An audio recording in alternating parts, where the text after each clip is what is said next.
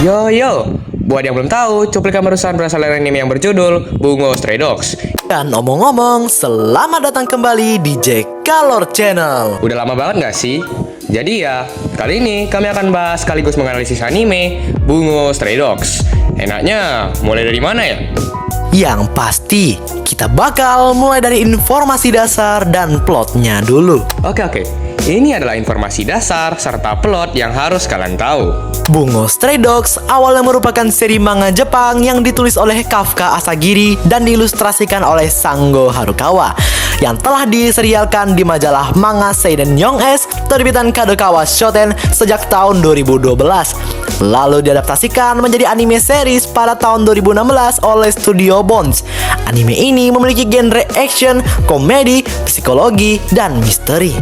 Menceritakan seorang pemuda bernama Nakajima Atsushi yang dikeluarkan dari panti asuhannya untuk pengurangan anggaran. Dan ia bertemu dengan Osamu Dazai, salah satu anggota detektif bersenjata selain Doppo Kunikida. Setelah ditelusuri, ternyata Atsushi memiliki kekuatan supernatural untuk berubah menjadi harimau. Dan mulai dari situlah, anime ini berfokus pada perkembangan karakter Nakajima Atsushi menghadapi trauma masa lalunya dan permasalahan dengan Pormafia di masa sekarang. Nah, gimana tuh Bre? Rasanya cukup klise, ya kan? Ceritanya masih lanjut sih. Untuk manganya paling baru ada di chapter 123. Dan untuk anime udah ada 5 season. Meskipun begitu, anime ini ternyata disukai banyak orang loh. Kira-kira kenapa ya? Banyak alasannya. Maka dari itu kita akan membahas kelebihan serta hal yang pastinya bagus dari anime Bungo Stray Dogs. Satu kata yang dapat menggambarkan anime ini, unik. Dan yap, benar banget. Kalian nggak salah dengar. Menurut kami berdua, anime ini unik banget loh. Lah bang, bukannya konsep ceritanya itu sering banget ada di banyak anime ya? Kayak MC dapet kekuatan, terus masuk organisasi gitu. Eits, jangan salah. Cerita MC kita ini pastinya nggak sesimpel itu. Yoi cuy, memang pada awalnya itu simple. Cuman kelompok detektif bersenjata melawan kelompok Pormafia. Tapi nanti ada loh beberapa kelompok lain juga yang membuat cerita ini makin seru. Serta di season 3-5 baru kerasa tuh bagusnya plot Bungo Stray Dogs. Lebih lagi, uniknya nggak cuma dari plot aja. Coba kita masuk ke karakter-karakternya. Oh iya, fakta seru nih. Hampir semua karakter di Bungo Stray Dogs terinspirasi dari penulis di dunia nyata loh. Coba nih, kebanggaan Ciwi-Ciwi, Osamu Dazai, karakter maupun kekuatannya berasal dari penulis dengan nama yang serupa juga, serta kekuatannya yang diambil dari karya aslinya, No Longer Human. Kurang unik tuh bang. Ada lagi nggak keunikan lain? Ada dong, transisi kekuatannya unik, juga menjadi nilai tambah dalam anime ini. Seperti contoh,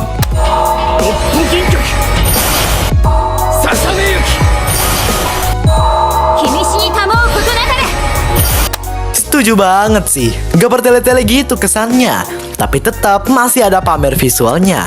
Jadinya balance gitu. Terlebih lagi kekuatannya pada unik-unik loh. Contohnya, kemampuan Doppo potnya milik Kunikida.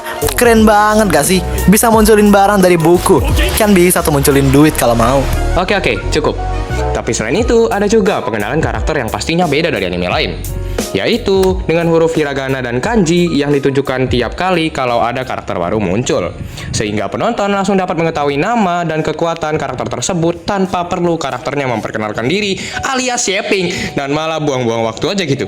Dan ini nih yang paling menarik untuk dibahas, adegan atau scene terbaik menurut kami. Dalam penulisan, narasi pada adegan ini juga gak kalah bagusnya, membuat pandangan pihak ketiga terhadap kelompok detektif bersenjata menjadi 180 derajat jauh berbeda.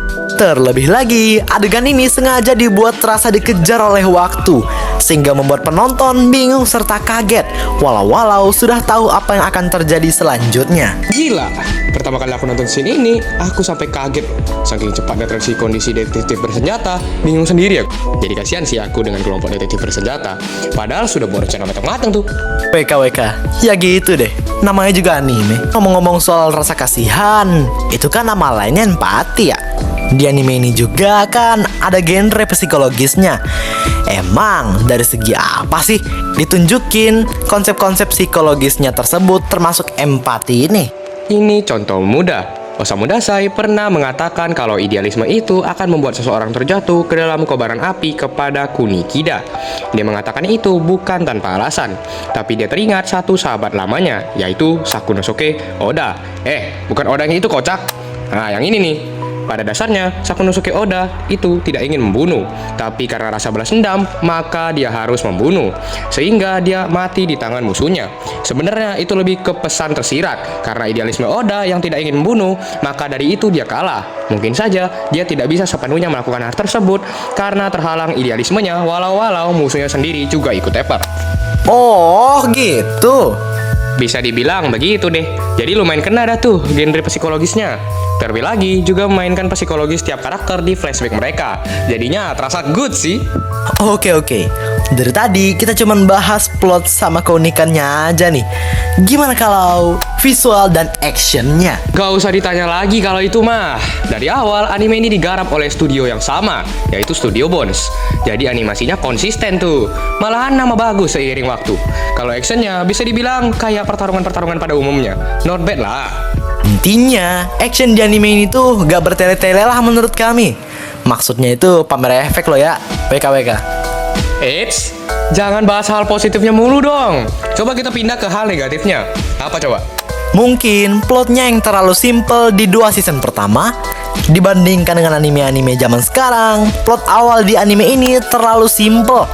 Di season 1 berfokus pada komedi, pemecahan, atau penyelesaian kasus.